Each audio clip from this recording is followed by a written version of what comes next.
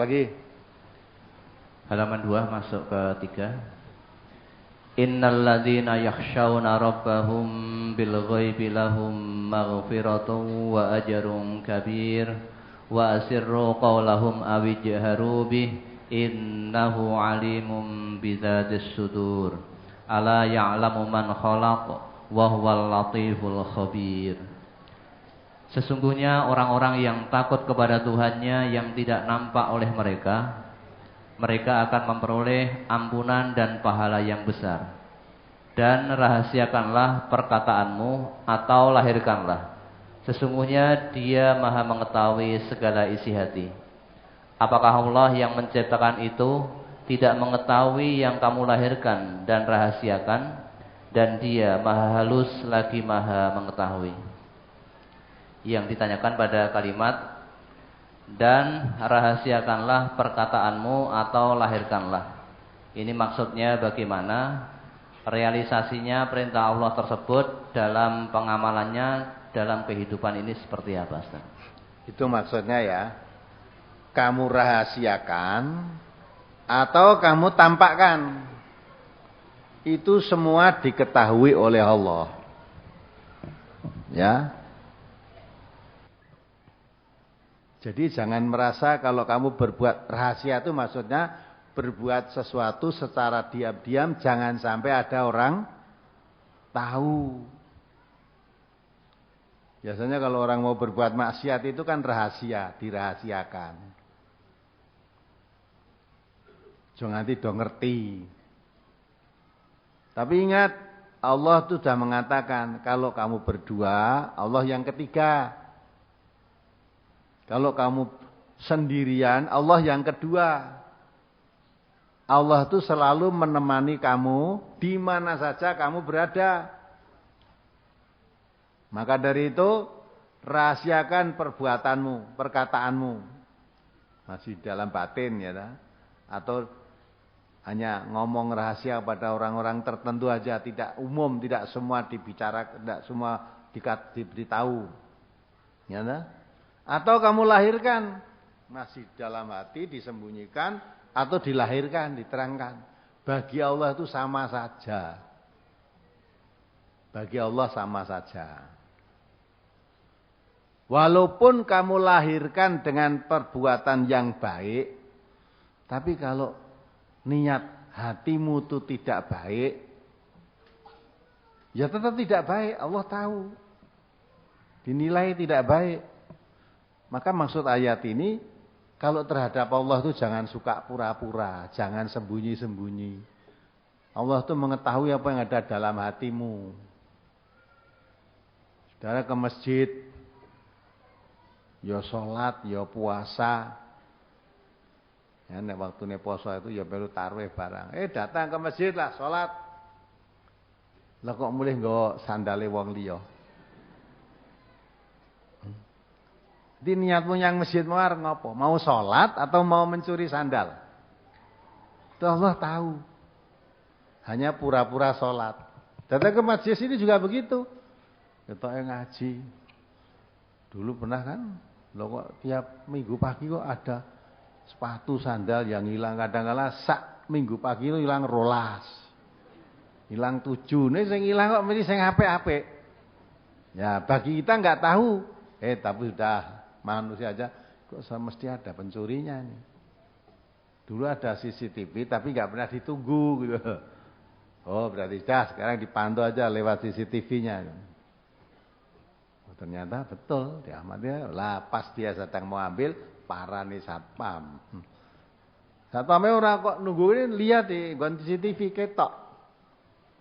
Wah kayak tenan ya. Oh berarti ambil udah cekel udah. Hari tekoni ya ngaku yang nyolong sandal beberapa kali ya dia.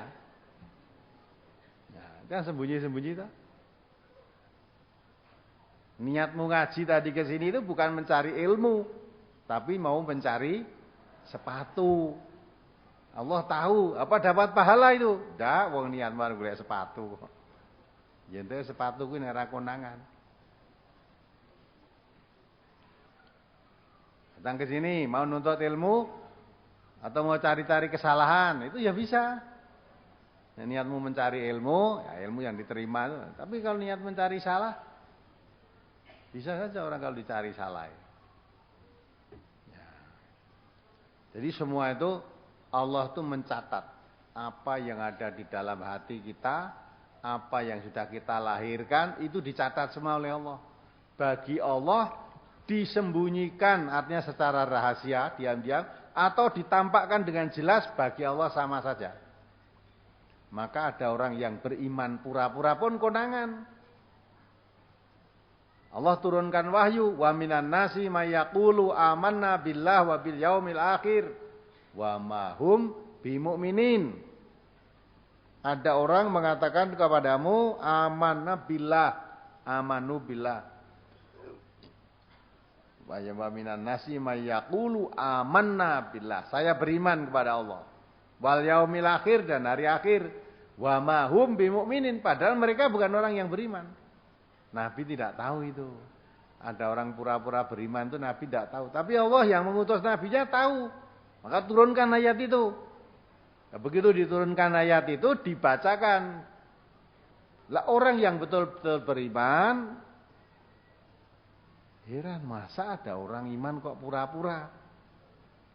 Tapi orang yang pura-pura tadi dengan dibacakan ayat wahyu yang baru diterima oleh Nabi itu dibacakan di muka sahabat-sahabatnya itu, yang pura-pura terasa, wah ini ngenai saya ini. Berarti wis konangan nih saya. Yang pura-pura saya berarti sudah ketahuan. Nah gitu kan. Maka hari besok dah lain. Kalau kemarin selalu duduk di depan ini, kalau Nabi memberikan penjelasan itu. Setelah turun itu nanti di belakang sana. Terus makin ke belakang, tempat pintu lari, dah hilang. Dalam Al-Quran dikatakan bersembunyi pada punggung temannya. Jadi mundurnya itu pelan-pelan. Bersembunyi pada punggung temannya, pelan-pelan mundur, lari. Dah. Itu ada orang. Lah bagi orang yang tetap, yang memang beriman dengan ayat itu, kok ada ya malah orang pura-pura beriman. Makin mantap dia. Walaupun imannya disembunyikan pun diketahui. Bukan Nabi yang mengetahui, Allah yang mengetahui. Maka turunkan wahyu yang menceritakan tentang ayat itu, tentang sifat manusia itu. Di ayat lain Nabi terima wahyu juga. Wa minan nasi may yaqulu amanna billah wa bil yaumil akhir. Ya. Wa ma hum bimumin. Tadi begitu, maksudnya bukan orang yang beriman. Wa idza laqul ladina amanu qalu amanna. Kalau berkumpul dengan orang-orang yang beriman, dia mengatakan amanna, saya beriman. Perilakunya pun melakukan perbuatan seperti yang dilakukan orang-orang yang beriman. Orang beriman sholat, ikut sholat, ngaji, ikut ngaji. Ya. Apapun yang dilakukan oleh orang yang beriman, dia membaur di situ, ikut. Biar diketahui dia orang beriman. Tapi ayat kelanjutannya, wa idza khalau ila sayatinihim qalu inna ma'akum. Kalau dia kembali berkumpul dengan setan-setannya, dia mengatakan inna ma'akum. Saya sependirian dengan kamu setan-setan tadi. Ya, kalau ditanya oleh setannya, loh saya lihat kamu sering datang di pengajian. Kamu sering sholat. Innama nahnu mustahziun, itu hanya pura-pura untuk berolok-olok. Saya tidak sungguh-sungguh. Kalau dibedah dada saya itu sama dengan kamu. Nanti Nabi nggak tahu, turunkan ayat itu. Nabi jadi, wah perhatian ini. Nanti dah. Jadi iman yang disembunyikan pun konangan. Imannya ditampakkan konangan. Iman yang disembunyikan, ya. Ada sahabat Nabi, ya, dianiaya, diseksa luar biasa, seksa luar biasa. Ya. Pakai baju besi, dipanaskan suruh pakai baju, tidak dilepas. Kalau tidak dia nyatakan keluar dari agama Muhammad. Akhirnya karena tidak tahan, sudah Dia menyatakan saya keluar, saya murtad dari agama. Udah. Nah, terus sahabat-sahabat, kalau tidak salah itu Ammar bin Yasir ya. Wah, celaka Ammar.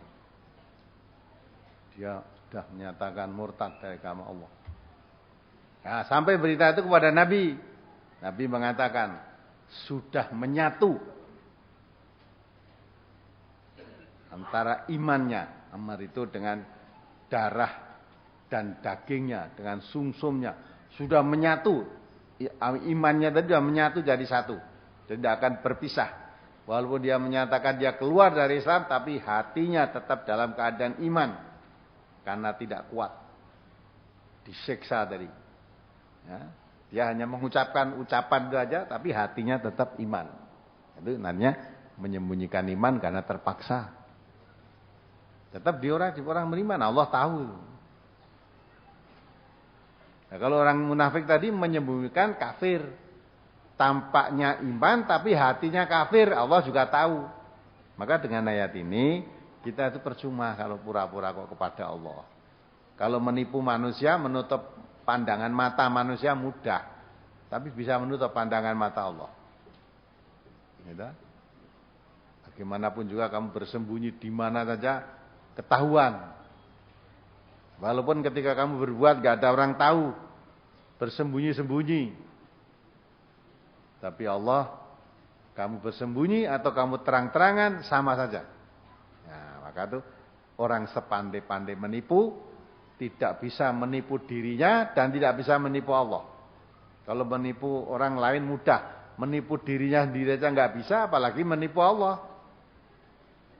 Menutup pandangan dari pandangan Allah, tidak mungkin kamu bisa. Bagi Allah itu kamu sembunyikan, kamu terangkan.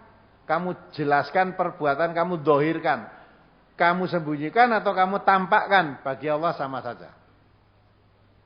Nah, itu maksud ayat itu begitu.